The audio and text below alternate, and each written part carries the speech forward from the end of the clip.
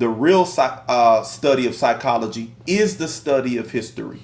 Because it's not just looking at the concepts that people say you need to take on these concepts and these ideas to be mentally healthy. No, it's showing you, history shows you a pattern of behavior that tells you who you're dealing with. And how to deal with them. Yes, how to deal with them. It gives you the psychological profile of the people, their motives, their interests, their methods. Everything is in history. So when you brushing history under the rug, you brushing your healing under the rug.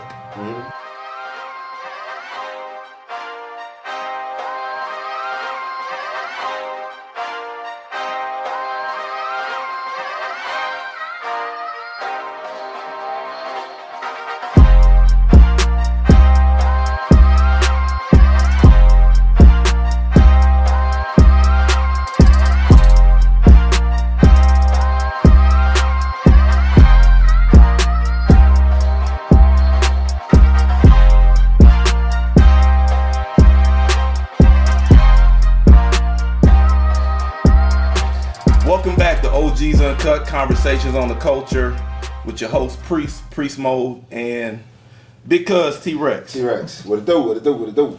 Man, how you feeling today, dog? Hey, man, it is what it is. We here, another day above ground. Mental health check, man. I Right. think I heard that before, man. What mental health check with you? You know what I'm saying? How you doing? How you feeling? Oh, mentally, just, every day, every time we have a podcast, the morning I wake up, some things was, a thought jumped in my mind while I was getting ready. And the thought that came to my mind was trust. Trust. And I was like, the powers that be or different ethnicities never trust us because they never made no deals with us. Now, how that relate to your mental health, though? Is that these are the thoughts that are going to your mind? Nah, these were just thoughts that just crossed my mind. But as far as my mental health, I think I'm pretty grounded. It's some things that I think about doing, but I don't want to incriminate myself. But as far as my mental health as a whole, I'm pretty cool. But I was just sharing what was crossing my mind. I got you. Yeah. I think that's a good observation, though, because the leading word was trust. And that it's a lack of trust towards us. And not because we've demonstrated ourselves as untrustworthy. Right. You know what I'm saying? Sometimes folks don't trust you. It ain't got nothing to do with you. It got everything to do with them, right? Because it's how they're operating, and they're afraid that you're going to do what they're doing. So, the trust is damaged. But you open up a good context for the conversation because really, the conversation today, we really kind of want to do a mental health check on the black community. You know what I mean? Like kind of looking at mental health in our culture and what our obstacles are and how we need to navigate those, and like from relationships to just society, like you were saying, like the bigger picture, the workplace, and even like in your family raising kids and stuff like that. So where you want to jump in at, man, since you was already talking about the bigger picture, you want to start there? Yeah, I'll follow your lead, and then if we work up back to that, then I'll finish off with that. Okay, because that is a larger context for everything, though. So let's start there. Do you think fear is a big factor in being black in America? I used to think that, I used to have that kind of fear because being black in America, but my fear subsided when it's like I'm carrying unnecessary fear because. How can I say this? It's by design for me to have this fear. This is not a natural fear just to be fearful. Like, they saying when you walk in the neighborhood, all of a sudden somebody says it's a lion running around. Now you're in fear. Right. This type of fear, I'm like, why am I carrying this? It's like, it don't make sense to carry that kind of fear, to be honest, because dang if you do and dang if you don't. You dig what I'm saying? So I don't carry fear like that. My fear now is now that I know the truth and I'm seeing what they doing, it's like, what are they going to do next? Is my fear. And how far are they going to take it? Because it's one thing to have fear and it's a normal fear like racism, okay. But then once you wake up and realize that these people never meant you no good. They never trust you or nothing. My fear is, or I wouldn't even call it fear. My anxiety is like, well, that's fear. What are they going to do next? And are they going to follow through with it? Especially with like the climate of like, you know, how we've been more combative with them. We not letting shit slide. Right. Now that you got Trump in office and then what he's doing to the major cities. Right. Where it's black people. That's my fear, if you want to call it fear. Like, okay, is this like some stop and go shit like basketball? Or we going to just max it out until we fulfill our mission this time? I got you. Yeah. So how they going to turn up? Because they definitely got the agency, the means to turn up, right? Yeah. Yeah, I mean, I feel you on that. And I think a lot of black people carry that fear, though. Like, and, you know, and so when a black person goes to a therapist, I feel like the therapist a lot of times is probably not going to contextualize the session in what it means to be black in society, like what you were saying. Like, you know, by all standards, we live decent lives, but it's just like you the way you said it is like you're carrying certain types of fear. Some you can put down. Some is like, why am I even carrying that, man? I ain't worried about that. But then some is like, it's the suspicion of the unknown. You know, we see what certain folks do in society to certain people. You know, what's coming next? It's kind of like a fear of anticipation. And I, speaking of this, I know you a football guy, but you won't be watching like that now, right? What football? Nah, not really. I watched the Eagles and Dallas Cowboys play. Okay. Because I know Shador. You been keeping up with Shador Sanders? Nah. Only time I kept with him was when he played that first live scrimmage game against forgot who it was. And he did real good. He did real good. And then I think like they said he had some kind of injury, and then I heard. I do remember that something about his ankle or something. Yeah, that's the last thing I heard of him. Okay. He had an injury. And then something like I guess I don't know if he's benched or his brother's benched or something like that. But I'm looking at the celebrities and how they're talking about it, how they're navigating this. And the theme I keep seeing is it's like they know the obstacles are there. Nobody calls them out directly, but it's like, well, we know how it is. You just gotta strap up, and when you get that window of opportunity, just show them what you made of. Do the best. It's like, but that's still navigating. You know what I'm saying? Like these obstacles and kind of like landmines, if you will, that they put in front of us. You know, it's another mental weight that you carry. You know, think about a Deion Sanders and his sons. He done raised them right, put all this training into them. They're elite players, and now they get to the league, and the defense, the opposition ain't the only obstacles they got to deal with. That part, when you come to the league, this is what Shador is going through. They trying to humble him.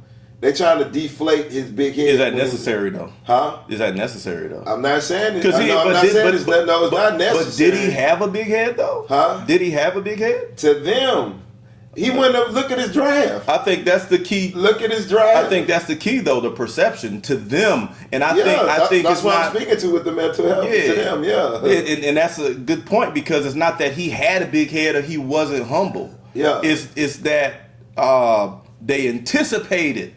They see that the groundwork is laid for him to be big, for him to have big britches. Yeah. And I think, especially coming from his dad, so I think before they feel like he got out of hand, they wanted to go ahead and bring him down. Now look at Travis Hunter. He ain't getting scrutinized like But guess why? Because look where Travis Hunter comes. He don't come from a popular dad. Right. And you know when anything Shador did, it almost mirrored what his dad did. When he did this, when he was in Colorado, the watch thing and all that. So a lot of the stigma that and the weight that's on Shador is because of his father.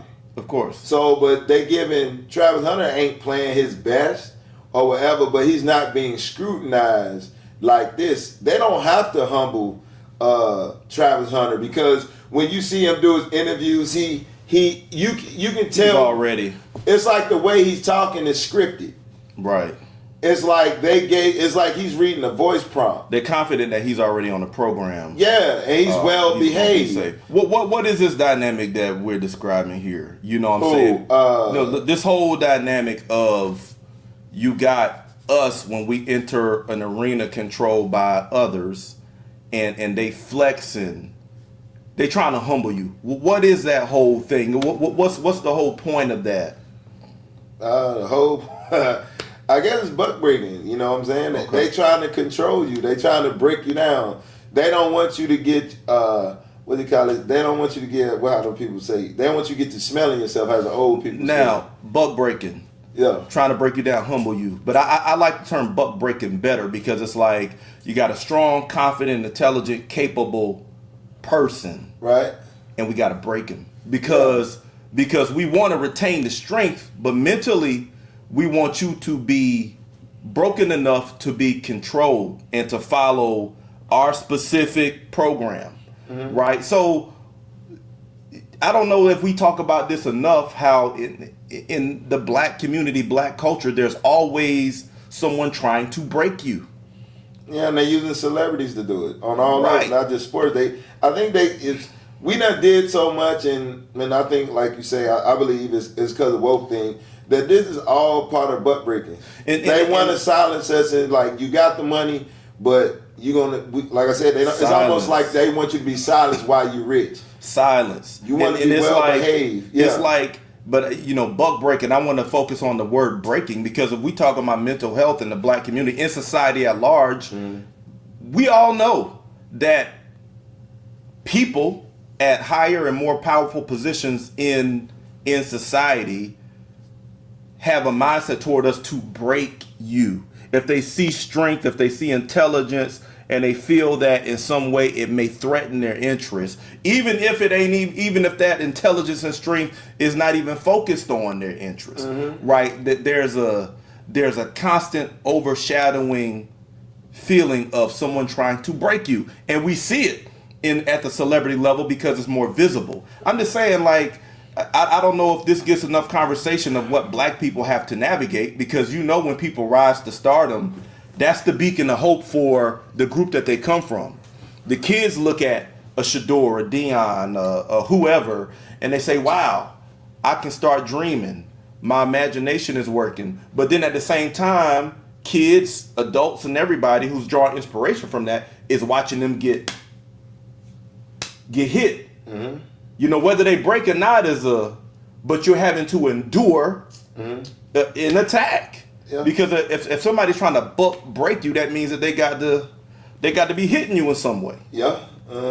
So I mean, it just nobody talks about that mental health side of black community. You think about buck breaking too. I mean, look at I think Trump signed an executive order where teachers can start disciplining the kids. Do you think that disciplining kids is for the white kids or for the black kids? Yeah. Back in the day, I mean, it used to be. Yeah, but now he done reinstated that. Nah, so do you think that's got to be a state by state thing? I got to look into that one. Oh, look into it, but he signed it to where teachers can now. He did that one. Now he's trying to make it to where teachers can be able. He's trying to see. They're going to experiment. This is what he said, to see if teachers can carry firearms.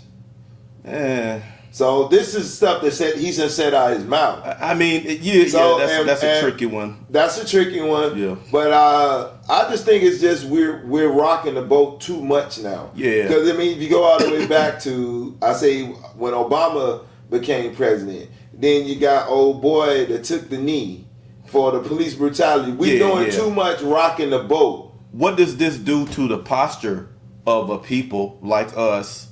When you see in society, this is how people in power in society treat you. Like, there's a desire to see you silenced in certain instances and buck broken, to break you down, to be humble, to be controllable. When you see those kinds of attacks happening, because we see the celebrities talking about it, but they don't pin the tail on the donkey. They're not specific because there's fear, right, of backlash, right? There's fear of go woke, go broke. Because if you're in the spotlight and you start being specific and calling out certain things, we can hit you with something, silence you, right? Mm-hmm. So what do you feel this type of environment does to us? How do you feel it makes us respond, condition our minds to be able to live? I think if they keep doing it, we're going to be broke again.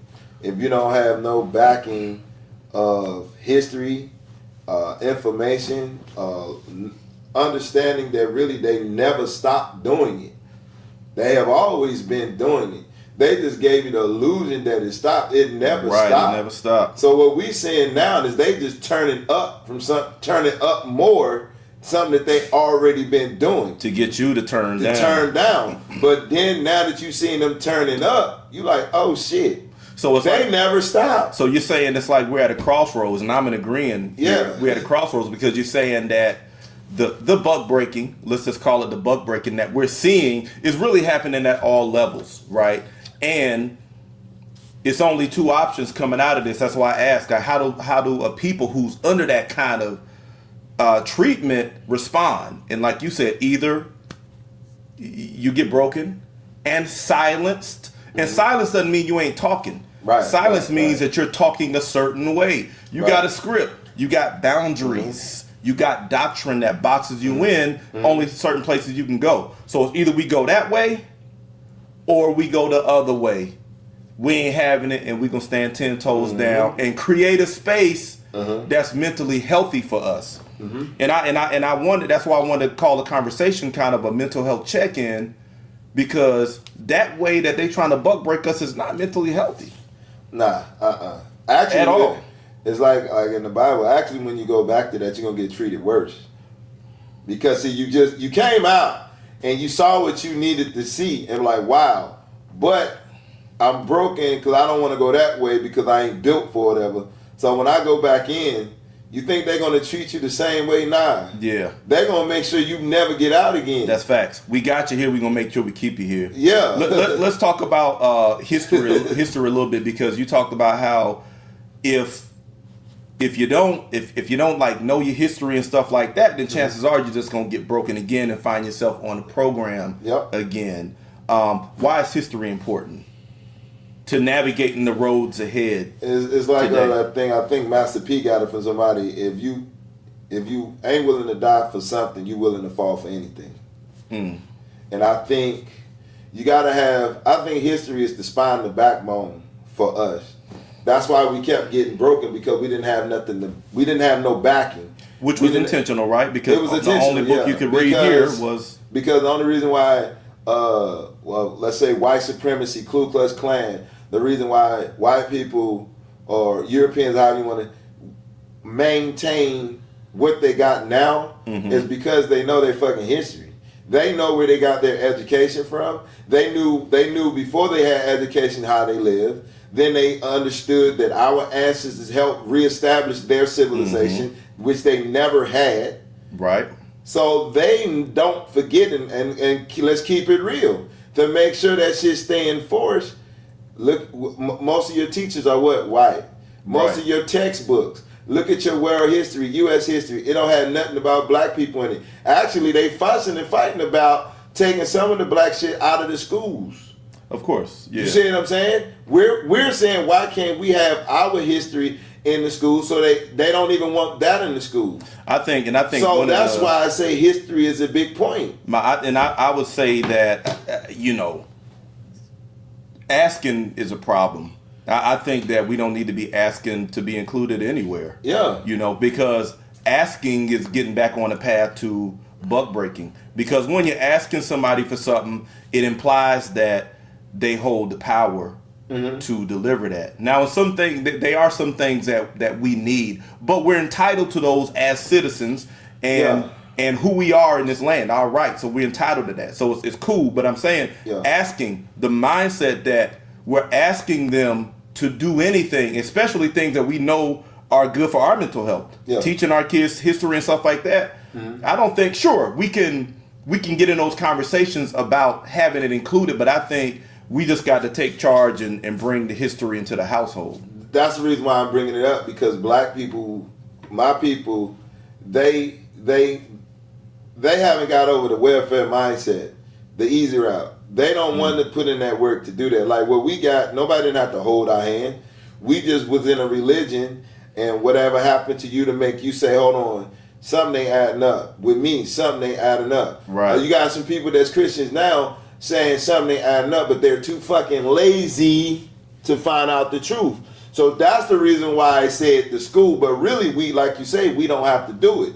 If you really want to get out of your situation, if you really want us to come together, if you really want to be woke, if you're really getting tired of getting broken or starting over, you got to know your history. Yeah. Our history, because every country that knows their history, you got your sand niggas, they still fighting. Ain't never stop fighting. They can call it a holy war, whatever. Iran, they still fighting. Russia is not allies with America. China, North Korea. All these people know their fucking history. Right.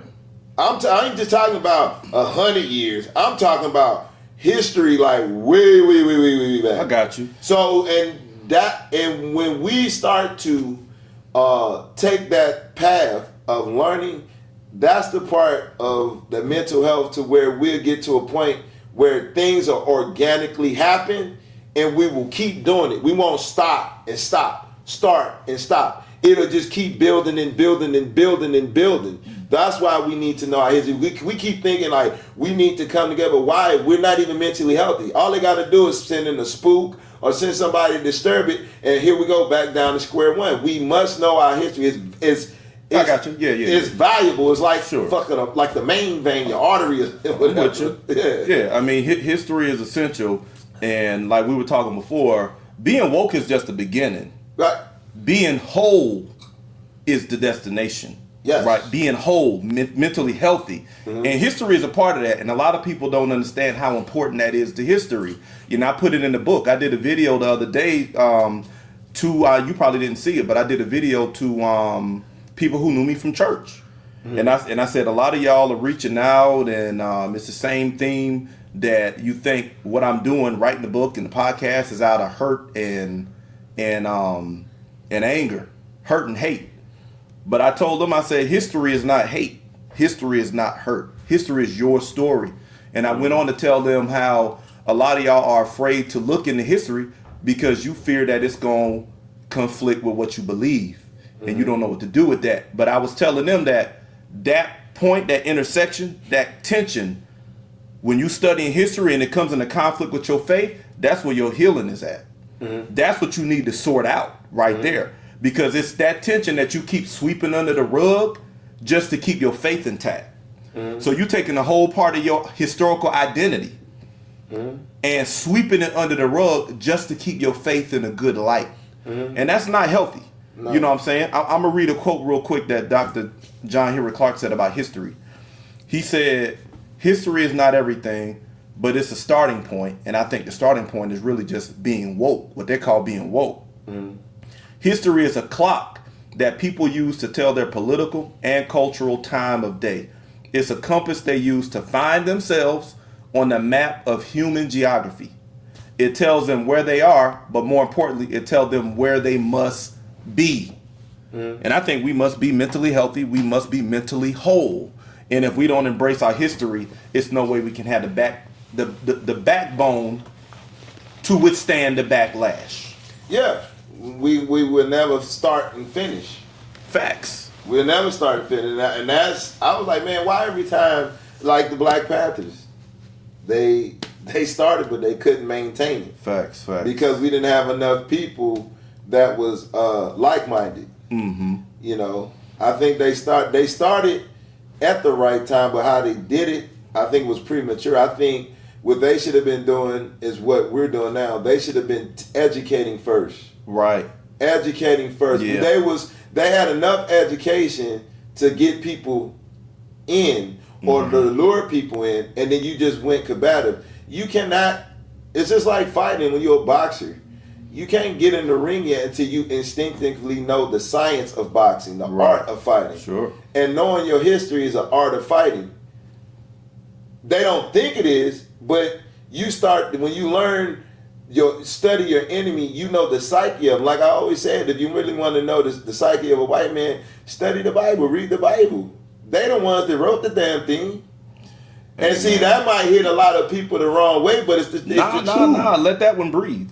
Let that one breathe. I need to say it again? Nah, just let it breathe. Let people, Selah. Like they say in the Psalms, after a long psalm, they say Selah. That means you just meditate on that. because you said that history is the art of fighting, right, on this level. And I like that because Dr. Amos said that the real study of psychology is the study of history, because it's not just looking at the concepts that people say you need to take on these concepts and these ideas to be mentally healthy. No, it's showing you, history shows you a pattern of behavior that tells you who you're dealing with. And how to deal with them. Yes, how to deal with them. It gives you the psychological profile of the people, their motives, their interests, their methods. Everything is in history. So when you brushing history under the rug, you brushing your healing under the rug, which I'm plugging it again. Life After Religion, my journey into history and healing. Yeah, well, do you honestly think other ethnicities, and even I say even Africans that have issues with us, do you think they just tell their kids don't mess with them? No, they take them on a historical journey of why you need to not deal with them, why never do this. They take them on a historical voyage. And in some case, they take them to maintain that strength, to maintain. And sometimes, and they'll lie too. Yeah. Sometimes it's not just a historical voyage; it's a path of propaganda. Yeah. Because we know when it comes to our story, it's laced with a lot of lies and propaganda. So a lot of white folks really are under deception, and that's why they, think that we are how we are, interact with us the way they do, because they've been sold a lie. They've been sold propaganda. So it's not only us that needs to be educated to bring to for our mental health and to learn our history, but it's white folks too. But they not our responsibility. Nothing against them for them. I got some that I rock with, but I'm just saying you got to take care of your own household first. And I'm gonna show you how twisted the history that they give us that fucks up. We allow them to mentally make us ill, because even the history that they show us is shown in a place of where we were subjective under brutality. Sure. Even though it was wrong. Sure. They feeding it to us to show that this was immoral, but at the same time, you were still keeping us unmentally healthy. Because they never show like the stuff that our ancestors did before we even got to the point of slavery. Yeah. They never show that. So even when they educating us about slavery, and I say this right here, and I think John Henry Clark said it, nobody of a different ethnicity, a white person or whatever, should be teaching our history. I truly believe that. I completely agree with that. Because even if we show the brutality, at least it's somebody that looked like us that's teaching it. I take it highly offensive for somebody to teach a course about how we was getting hanged and you look like the people that did it. Yeah, I agree with that. And I think we need to once we start to slowly come around about our history, we need to bring that on, like, no, if y'all going to show our history, we want it to be seen in this light. We want these people to do it, if you're going to do it. Now, with that being said, now you're kind of crossing over into family, and we're going to transition. Okay, cool. All right, my bad. No, I'm just saying, I'm just working it. You know what I'm saying? We're going to transition into family. That's what I was going to do on the next break, right? Okay, cool. But when you're talking about, other people teaching your kids their history, people outside of your group, I completely agree with that. But it raises the question, in the society in which we live, and, again, a lot of us live good lives, but we have these obstacles that still come from the prejudice and racist history that's still integrated into industries, into politics, into law enforcement, all that stuff that we have to navigate. Living in a society like this, how do we raise families, right? How do we raise our kids the way we want them to be? When you have a concern, you sending your kid to school and you looking at a history, okay, they teaching history, 1865 to present. Red flag go up in your mind because your kid is going to school to be taught by a white person about your history, 1865 to present. This is something that we got to navigate. Other folks ain't got to navigate. You know what I'm saying? having a relationship with your woman and all of this stuff, do you feel like this presents a challenge in raising a family in Black America? What, teaching them our... Just living in this kind of climate. Do it have Is it present obstacles? Hell yeah. It presents a whole lot of obstacles. Yeah, it presents a whole lot of obstacles because it's like they're going in life believing something that's not true. They under a illusion. You know what I'm saying? It's like a teacher telling a kid you can become whatever you want when they really know that what you're learning is not going to get you to where you need to be. Damn.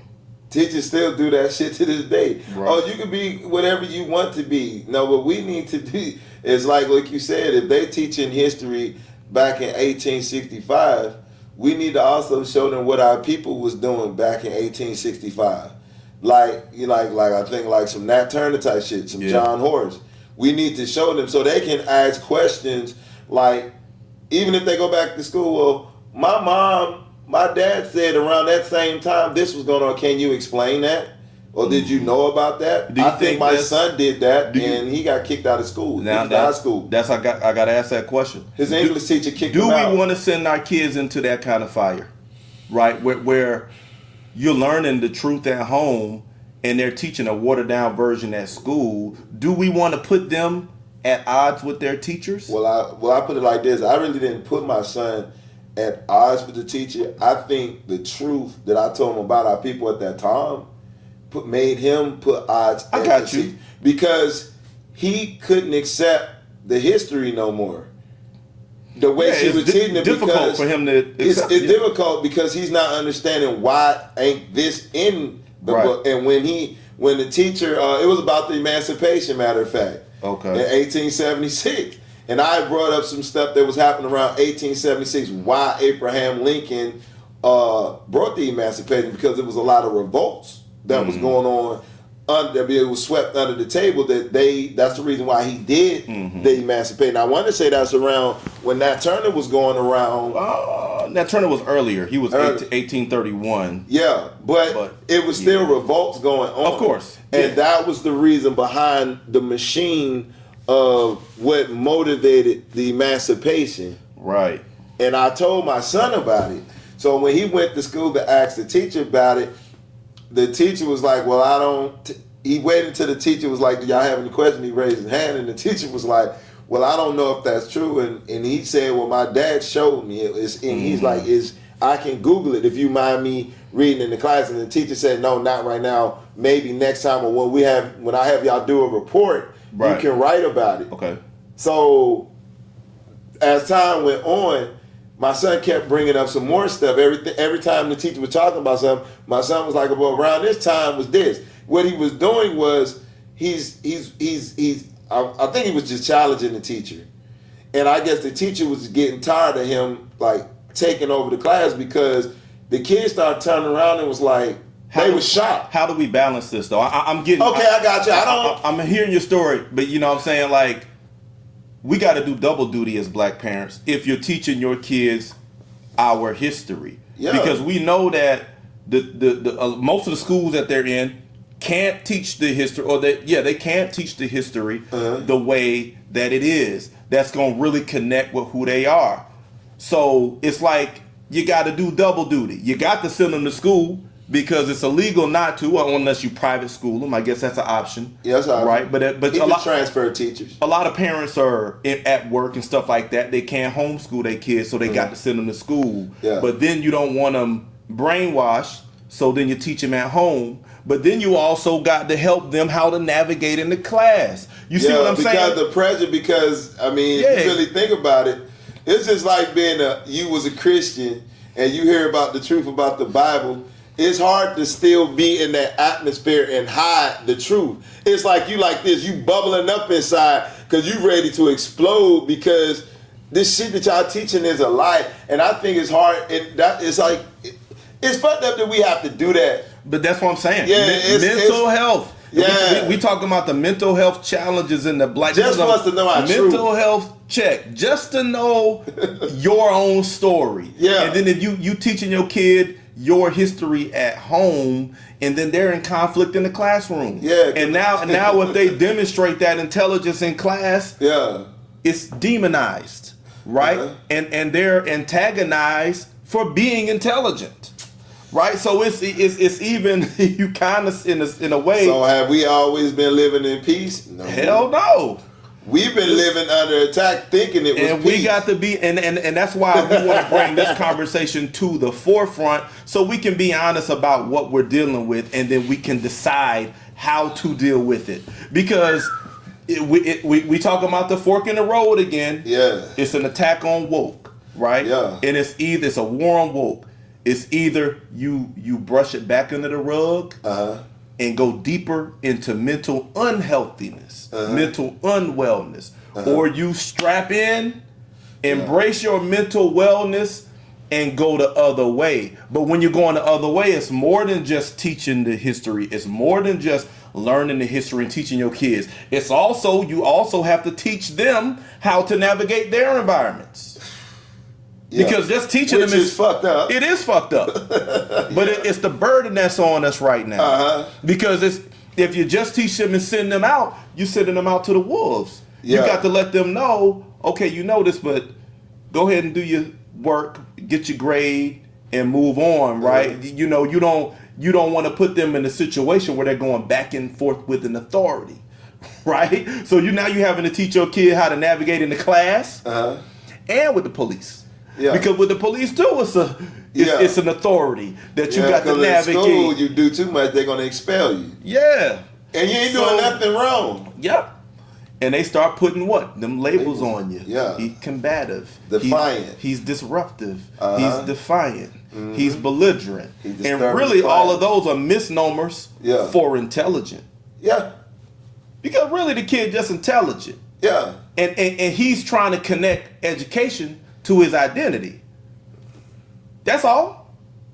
I don't see me in here. Oh, my dad's teaching me how to see myself in history, but that's not what I'm hearing in class. So I have questions. I'm curious. Yeah, but they take it as an attack. Yes. My intellect my curiosity is piqued. I want to engage. Yeah. But teacher's offended. Yeah. And starts chipping away at his confidence. His integrity. His confidence is being chipped at. Nope, don't do that. Start giving him a lower grade. Yeah, lowering his grades. So what's that's telling the kid? It's a war on the kids in school. Well, what's this telling the kid?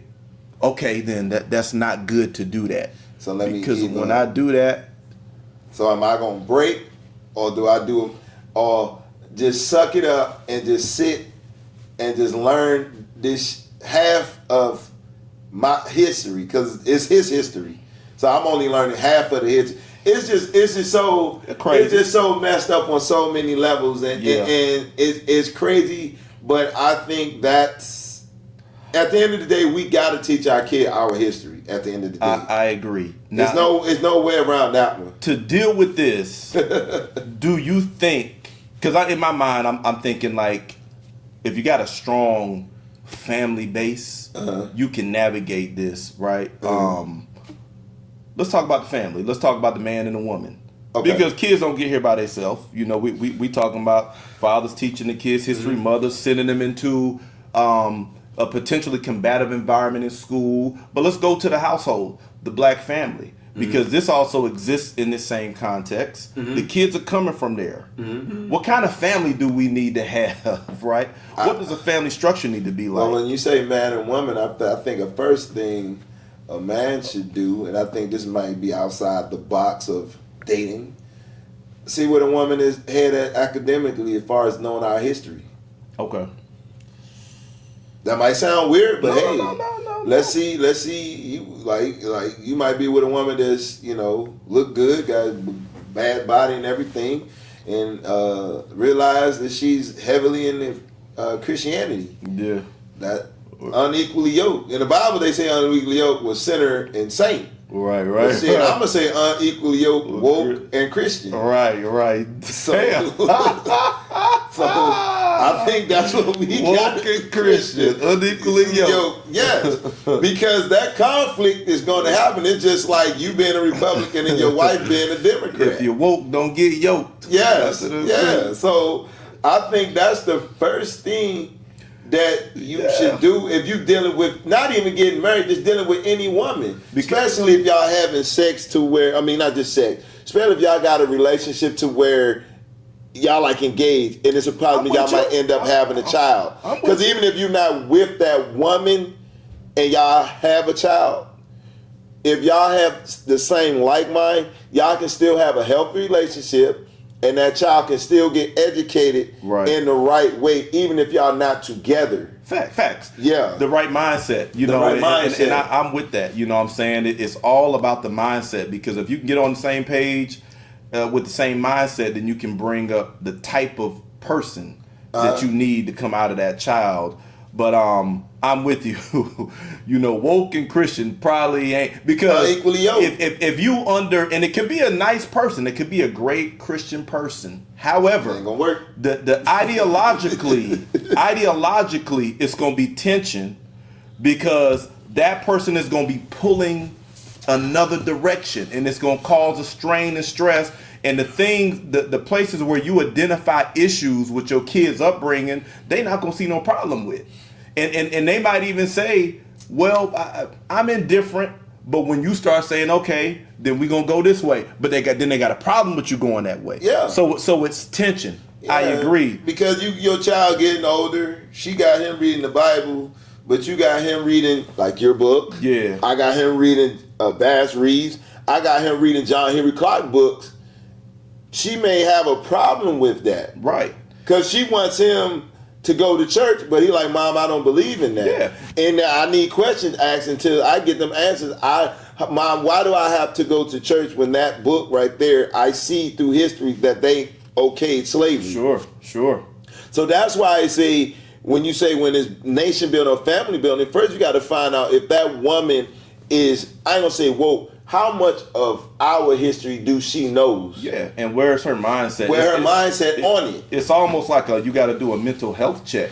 Yeah, with your woman or with your man, because being historically oriented is a part of being mentally healthy. Yes, and we got to make that. We got to make it like that. If you not, they calling it woke. You know what I'm saying? But woke is really a misnomer for being historically oriented. You knowing your own story and you healing your own identity. You embracing your identity as a whole. So a lot of people who are under the indoctrination of Christianity don't have that. They don't have that wholeness, that mental health. So it's almost like we almost got to start, and I'm going to use some labels here, we almost got to start putting some of these folks in a mentally unhealthy category. Yes. Christians being one of them. Yeah. Because a Christian will hear you talking about truth, historical truth. The Pope wrote a papal bull 1451 called Dum Diversis, where he authorized slavery, sent Portugal and Spain down to the west coast of Africa to begin colonization campaigns, started with the church. That sounds like hate. Are you hurt? This is coming from the Christian psychology, right? And it's coming from your own people under Christian indoctrination that's saying, hey, be silent with all that truth you talking. Be silent with telling your story. Be silent. I thought you was loving the truth. Yeah. They only think truth is in the Bible. Right. So they're not mentally healthy in this respect. Yes. They're not mentally healthy or mentally fit for the road ahead. No. You know, when it comes to this fork in the road we talking about, they're going the buck breaking way. That's why I brought that up. Yeah. Yes, exactly. And that's what Christian indoctrination will lead you. So I'm just echoing what you're saying. You got to do a mental health check on the person first before you start building that family. Yeah, that's why when you said family, man and woman, I was like, shit. I never thought about it until you said it. And I was like, shit, it's almost like you have to do that at the beginning of a relationship when you're sitting down eating or whatever. Just see where a woman's head is at. Because that'll help you make the right choice of picking the right helpmate, as the Bible called it. Facts. Let me ask you this question. I'm going to take it back. Okay. Season 1, probably like our first or second episode, we talked about leadership in power in relationships. In order to navigate the waters ahead in America for us as black people, do we need to return to a traditional family structure? Man is the head, man is the lead. Wife respects that headship, that leadership, and the kids, they follow suit. Right? Do we need to return to that type of traditional male leadership-based family model in order to navigate this? Yeah.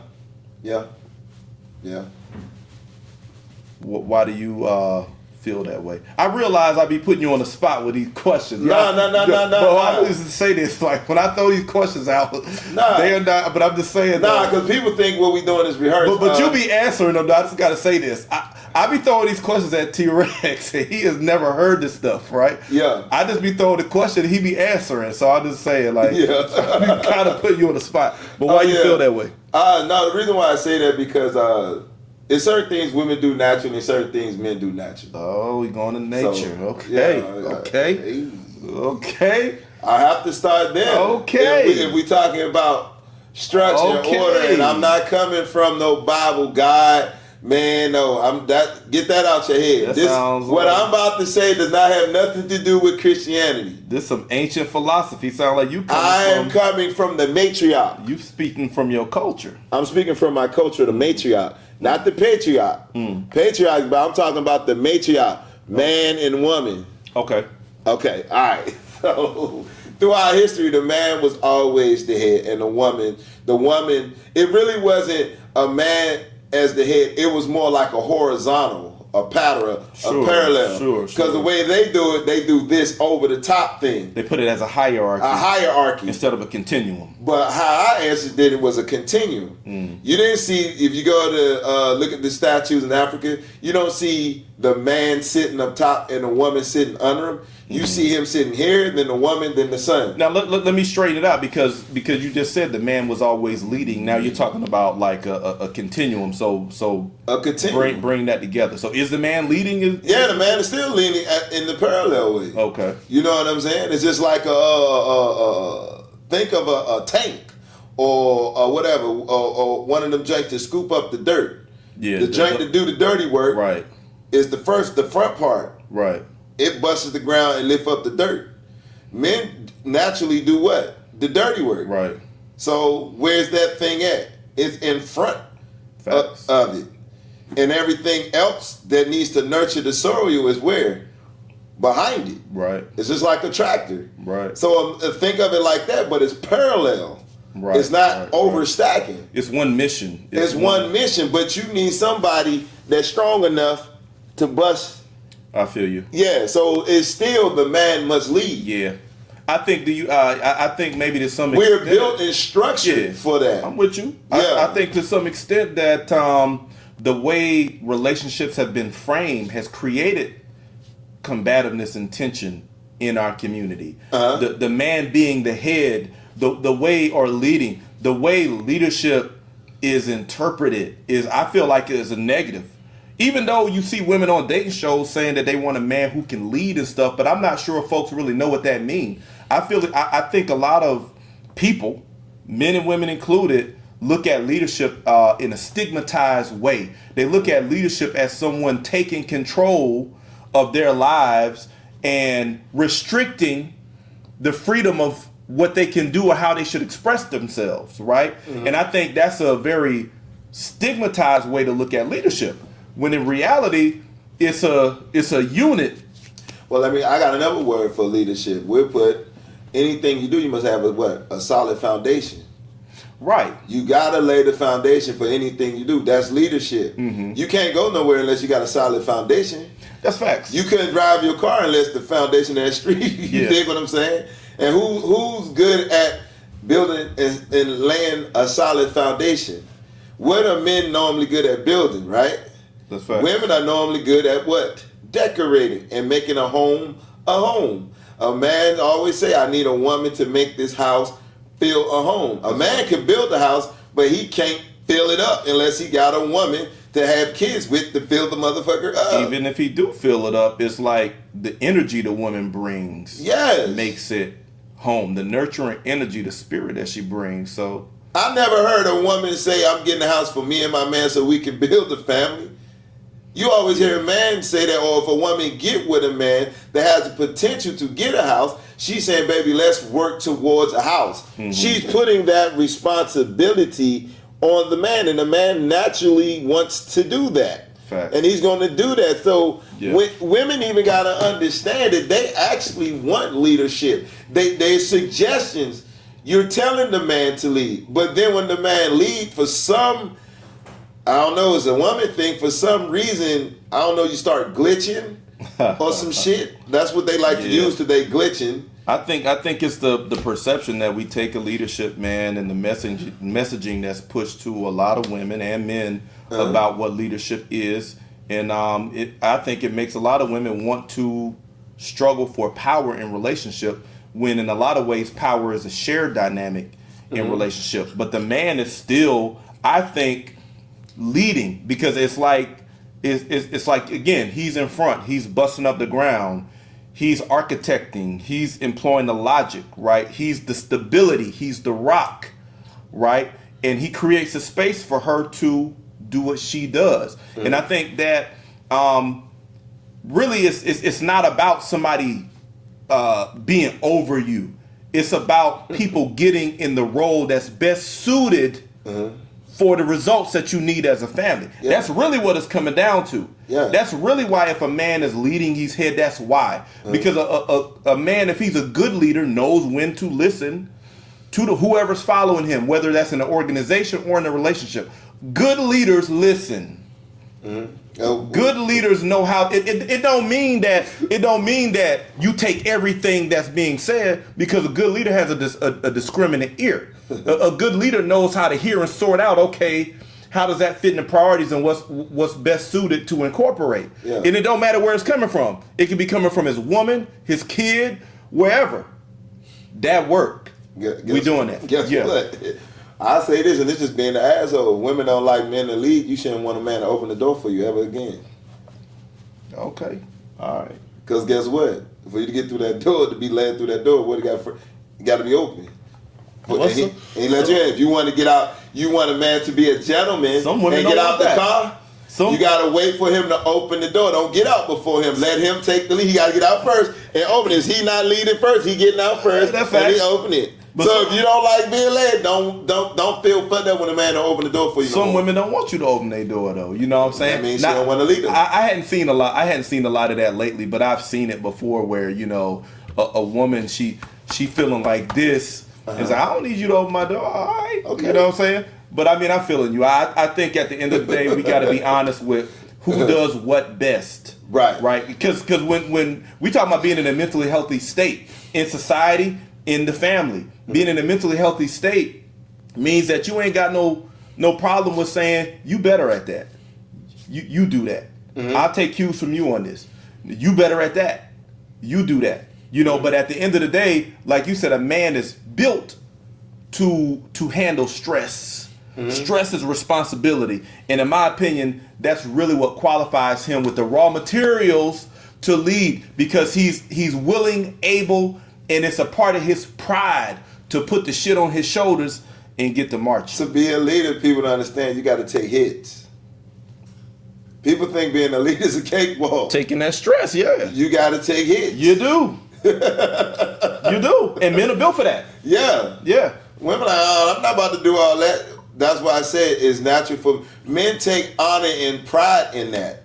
That makes them, you okay, and then you follow. Come on now. Women got to understand that. You got to take it. Being a leader ain't what it's cracked up to be if you're not built for it. A lot of people think it's just about the glory. It's about being in the spotlight. It's a price to pay to lead. Man. That being in the spotlight is just the final product, man. Being in the trenches is where it happened at. And they don't see the leader doing that. They see the finished product of what the leader did, but see his journey. The trench work, baby. Yeah. Ain't most people don't want to get dirty. They don't want to roll up them sleeves. You know what I'm saying? They don't see that part of the leader. Men, we take pride in rolling up our sleeves. That's why a construction worker be on the street dirty and feeling great about it. Oh yeah. You know what I'm saying? And even women look at it and think it's sexy sometimes. You know what I'm saying? A man's hands to be dirty. Not saying that you're going to go caressing your woman with your dirty hands. Right. But I'm just saying, it's showing that he's willing to work and get dirty and do the gritty, grimy stuff to get the best out of what we need. And we take appreciation of what we did to get there. Yeah. Even just something simple as seeing some before and after, cutting the grass and seeing what we did with our hands. Amen. We actually sit there and enjoy it and bask in it. Hey, it's like we said. Cleaning your car. Like we said in episode 1, man. Pay the cost to be the boss. Hey, man. Hey, dog. We done covered all the areas, man. I think that we did them justice. We went through a mental health check-in and society for black people, in relationships with the kids, sending the kids to school, the relationship with the woman. We didn't touch the workplace, but that's cool. But I think we hit it enough, man. Any final thoughts you got? Yeah. But for my final thought, as far as the Christians and stuff, as far as you said, the people that hitting you online. I mean, it's weird. I don't know how I want to. I don't know how I can address. It's like they treating you like you're an outcast to a certain degree, because what I mean, like an outcast, the way they talking to you is like they never knew you, like they never knew you, and the way they saying it was like, God damn it, I can't even think of the words. You saying it. They never knew you. They just knew the Christian you. And I thought to be a Christian, you're supposed to accept the person for how they are. It's like they're looking at you as a Christian when really they're supposed to be looking at you as a human being. As a person. Yeah. As a person. And that's so immature of Christians to do.